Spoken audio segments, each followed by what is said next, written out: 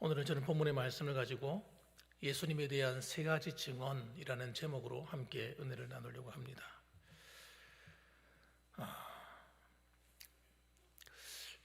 법정에 서게 되면 법정에서는 한 사람의 말을 듣지 않습니다. 왜냐하면 한 사람의 말이 위증이 될 수 있기 때문에 여러 사람의 말을 함께 들어서 법정에서는 이렇게 결과를 얻어내게 됩니다. 마찬가지로 오늘 하나님께서는 예수님의 말씀을 통해서 우리에게 들려주시는 것은 예수님에 대한 증언도 이렇게 다양하다는 것을 말하는 겁니다. 어떤 한 사람이 만들어낸 이야기이거나 또 어떤 누가 공공연히 하는 그런 외침이 아니고 하나님께서 여러 각도에서 여러 증언을 통해서 예수님이 메시아이신 것, 그리스도이신 것을 증언한다, 이렇게 얘기하고 있는 거예요. 그래서 31절 말씀 보십시오. 내가 만일 나를 위하여 증언하면 내 증언은 참되지 아니하되. 그렇지 않겠습니까? 자기 자신이 스스로가 나는 이런 사람이다 아무리 외쳐본들 그건 신빙성이 없는 말에 불과한 겁니다. 다른 증언이 필요한 거예요. 그래서 32절 보면 나를 위하여 증언하시는 이가 따로 있으니 나를 위하여 증언하시는 그 증언이 참인 줄 아노라, 그렇게 얘기하는 거예요. 그래서 다른 사람들의 증언이 있다는 얘기를 하는 겁니다.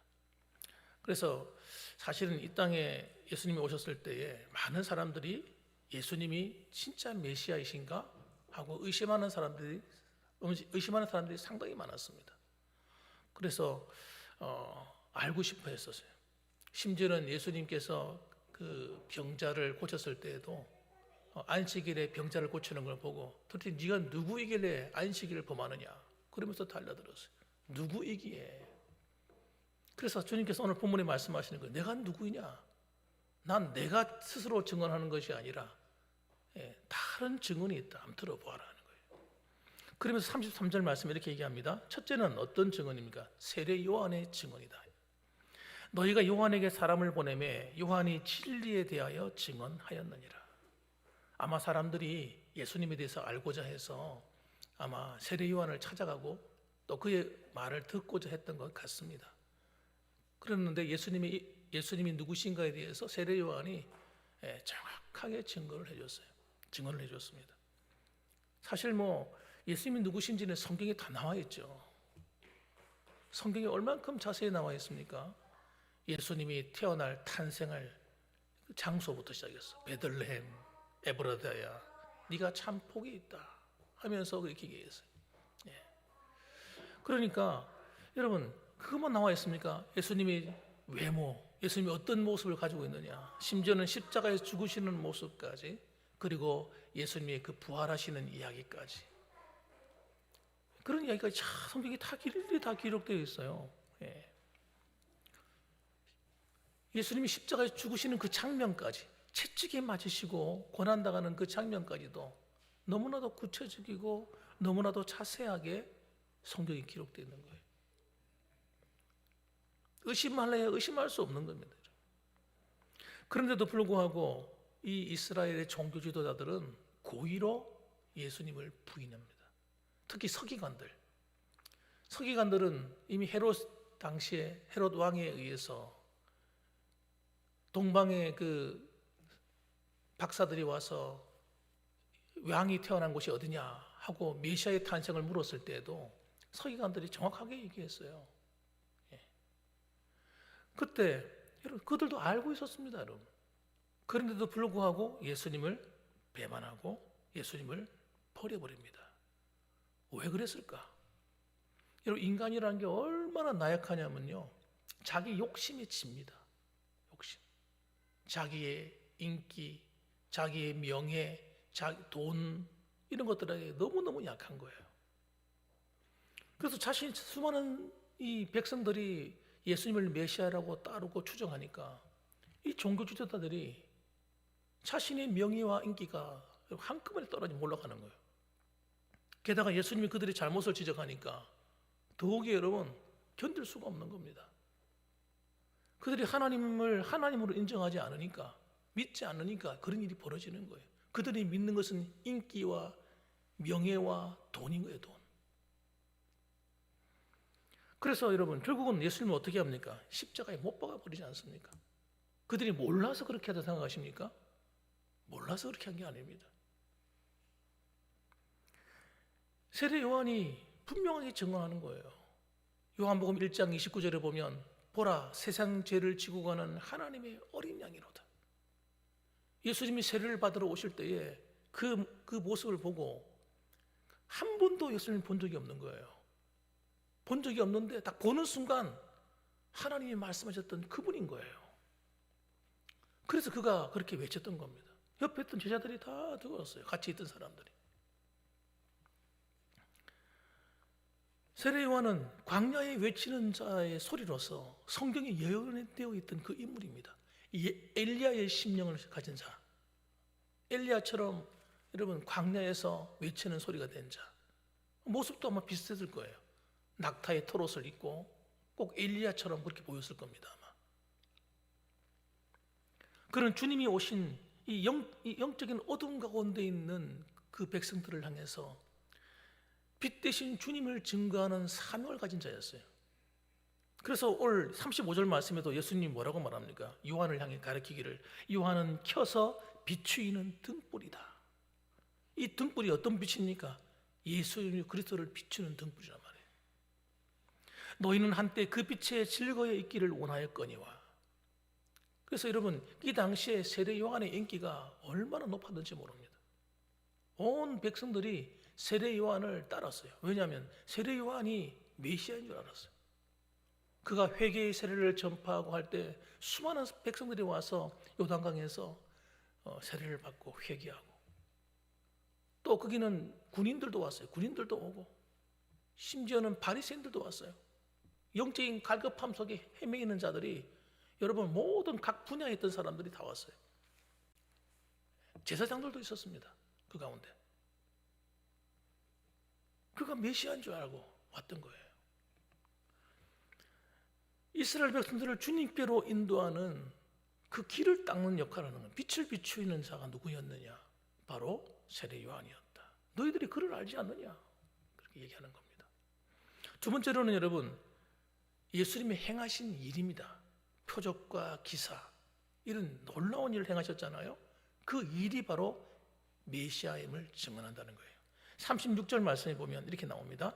내게는 요한의 증거보다 더 큰 증거가 있으니 아버지께서 내게 주사 이루게 하시는 역사, 곧 내가 하는 그 역사가 아버지께서 나를 보내신 것을 나를 위하여 증거하는 것이다. 이렇게 말했어요. 요한의 증거보다 더 놀라운 게 뭡니까? 여러분 말로서 하는 것보다 더 힘 있는 게 뭐예요? 보여주는 겁니다. 그렇잖아요. 보여주는 걸 어떻게 의심할 수 있겠어요? 사람이 할 수 없는 일, 아무리 선지자라 할지라도 그 당시에는 선지자들도 이런 일을 한 사람이 없어요.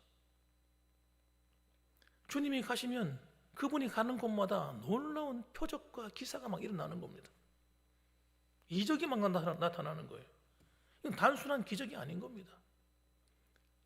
상상을 해보십시오. 어떻게 물이 변하여 포도주가 됩니까?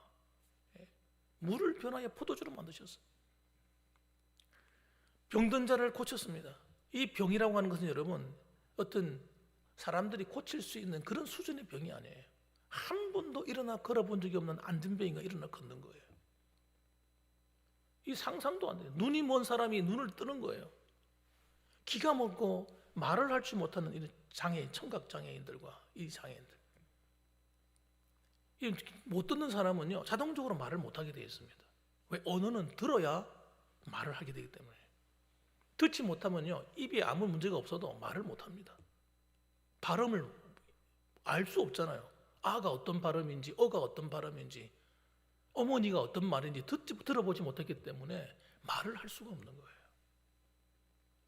그런 사람이 말을 하는 겁니다. 이게 말이 안 되는 거예요. 논리가 안 맞는 거예요. 여러분 한 번도 말이라는 걸 들어본 적이 없는데 어떻게 말을 하냐고요. 그래서 이거는 단순한 기적이 아니에요.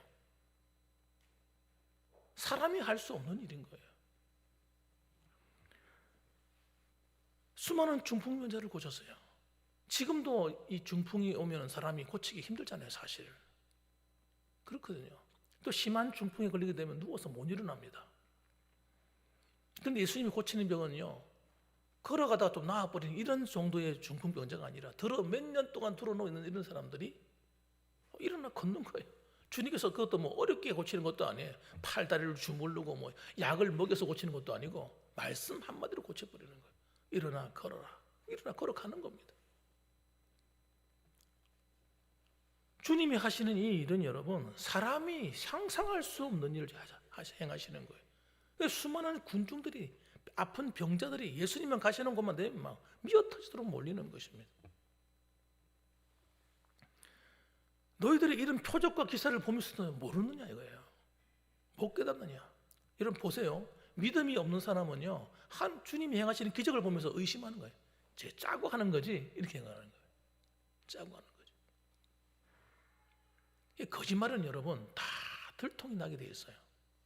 시간이 흐르면 다 알게 되어 있습니다. 누구를 속이는 게 쉽습니까, 여러분? 처음에는 잘 몰라서 속을 수 있지만 계속 속을 수는 없는 거예요. 예전에 그 할렐루야 그 기도원인가 거기서 손 가지고 막 배를 막 아픈 곳을 쑤셔가지고 솔 집어넣어가지고 수술한다고, 성령 수술한다고. 그리고 TV에 나오고 난리가 나고 하지 않았습니까? 눈을 막 찌르는 거예요. 눈을 갖다가, 눈이 아픈 사람한테 눈을 막 찌르면 어떻게 됩니까 그거? 눈알이 튀어나올 정도로 찌르면 문제가 막 생겨나는 거예요. 그건. 예수님은요 한 번도 그런 것이 문제가 된 적이 없는 거예요. 오늘날까지 알려진 적이 없어요. 그런 게 문제가 되었다고. 심지어는 여러분 죽은 자를 살려버립니다. 나사로야 나오너라, 명령 한마디 하는데 나사로가 이 장사 지낸다고 둘둘 말아놓은 그 배로 동인 채로 걸어 나오는 거예요. 썩은 냄새가 나가지고 하는 그 무덤 속에서 걸어 나오는 겁니다. 이걸 어떻게 이해를 해야 되냐고 도대체. 그걸 목격하지 않은 사람은 모르는 거예요. 마르다와 마리아가 주님, 장사한 지가 사흘이 지났습니다. 냄새가 나서 다 냄새가 나고 난립니다. 좀 일찍 오시지요. 끝났다는 거예요. 당사자들이 끝났다고 얘기하는 거예요. 당사자들이. 근데 주님은 아니다는 거예요. 네가 부활을 믿느냐? 여러분, 믿는 자는 다시 사는 부활이 있다는 거예요. 그걸 보여주는 거예요. 살아서 믿는 자는 영원히 죽지 아니하리라. 그러면서 명령하시는 거예요. 살아나서 나오는 거예요. 이걸 어떻게 해요? 사람이 할 수 있는 일입니까 이게? 하나님밖에 할 수 없는 일입니다. 더 충격적인 것은 귀신을 쫓겨나가는 거예요. 귀신 들린 사람이 있는데 그 당시에 상당히 많은 사람이 귀신에 들려 있었어요. 그런데 귀신에 들려 있는 줄도 모르고 살아가는 사람도 있었어요. 자기가 귀신 들린 줄도 몰라. 실제로 집회 같은데 어떤 세미나 같은 거 하다 보면요, 그 모여있는 목사님들이나 이런 기도 많이 하는 분들이나 영적으로 깨어있는 분들이 모여있는 자리에 오면 귀신이 여러분 발작을 합니다. 저도 본 적이 있어요. 세미나 갔다가.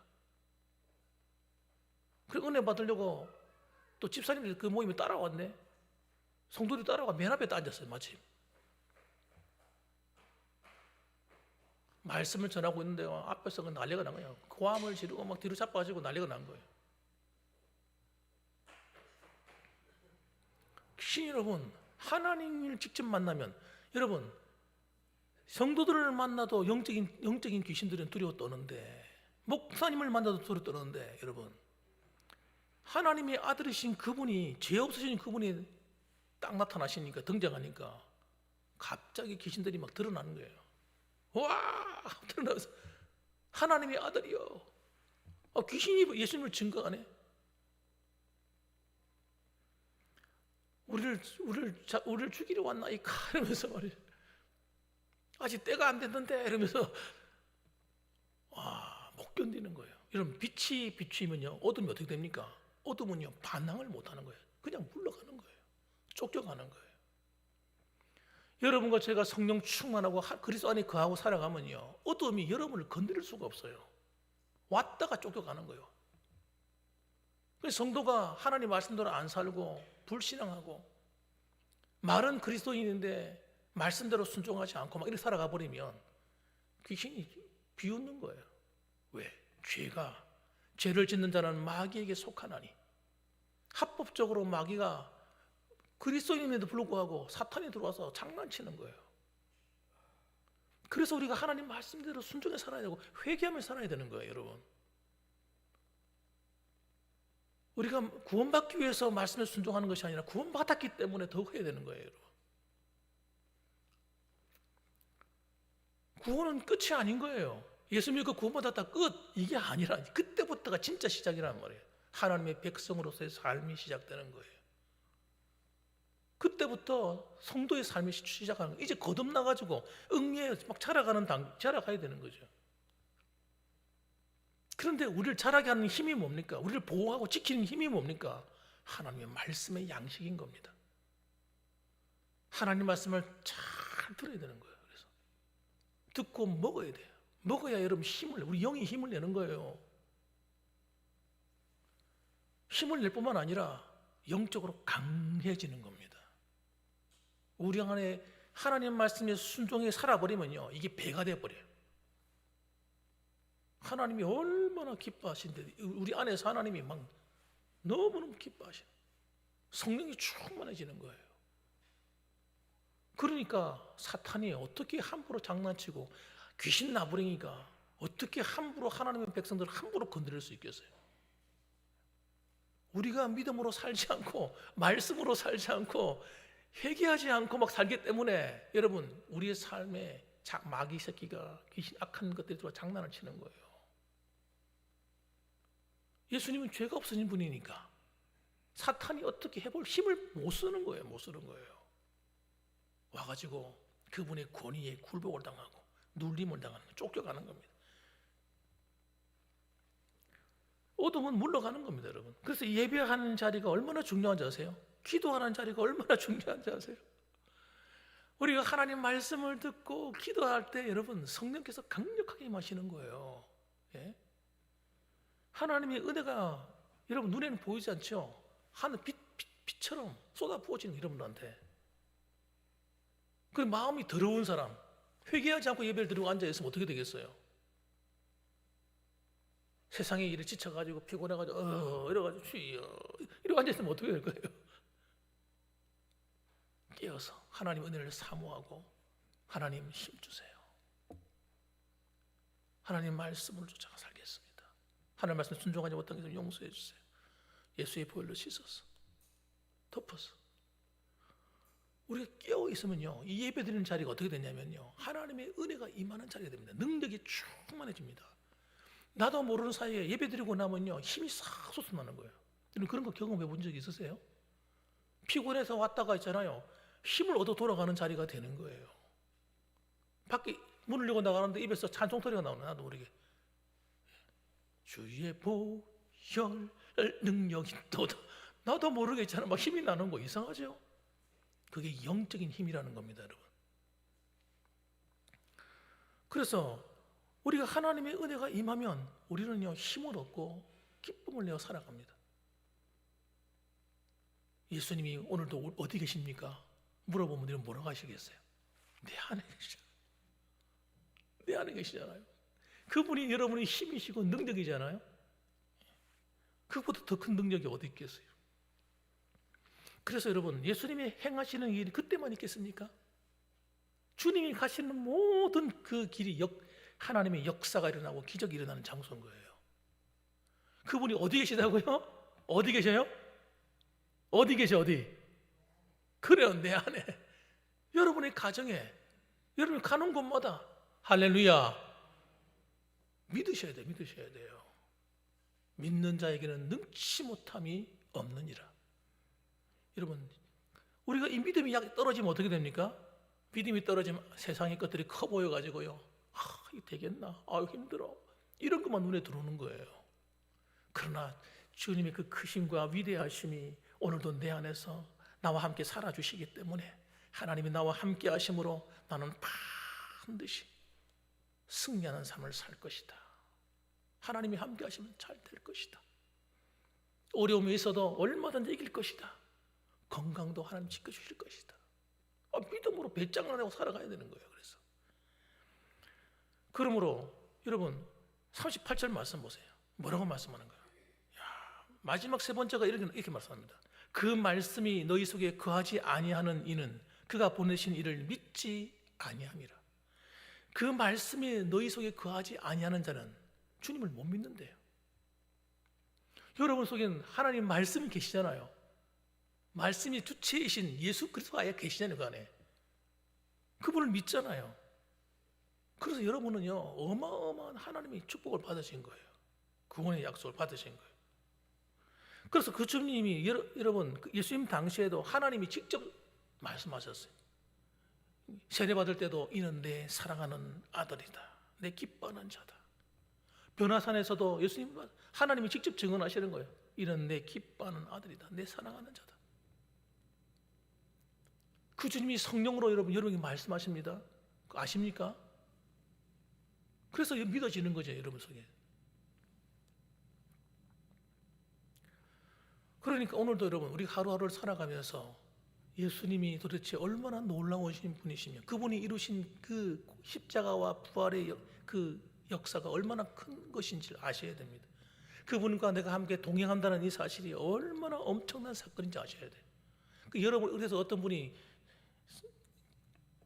설교하는 책인가요? 내가 지금 받는 책에 보니까 기적이 상식이 되는 교회 이런 책을 썼더라고요. 누군가가 본 것 같은 기억이 나는데, 기적이 상식이네. 상식. 기적이 어쩌다 일어나는 것이 아니라 나와 아무 상관없는 일이 아니라 예수 믿는 성도는 모든 삶이 기적이 정상이라는, 정상 상식이라는 거예요.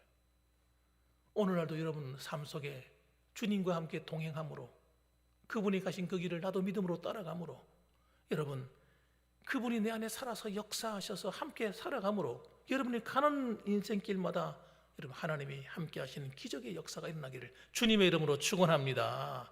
가정에서 그 주님의 역사를 보십시오. 여러분 일터에서 그분을 만나십시오. 여러분 신앙생활 하는 가운데 예배드리는 가운데 그 주님을 만나시길 바랍니다. 오늘도 여러분 수요 예배를 마치고 돌아갈 때에도 그 주님과 함께 기뻐하며 여러분 또 행복하게 또 남아있는 또 3일 동안 힘을 내어 살아가는 저와 여러분들 되시기를 주님의 이름으로 축원합니다. 아멘. 기도하십시다.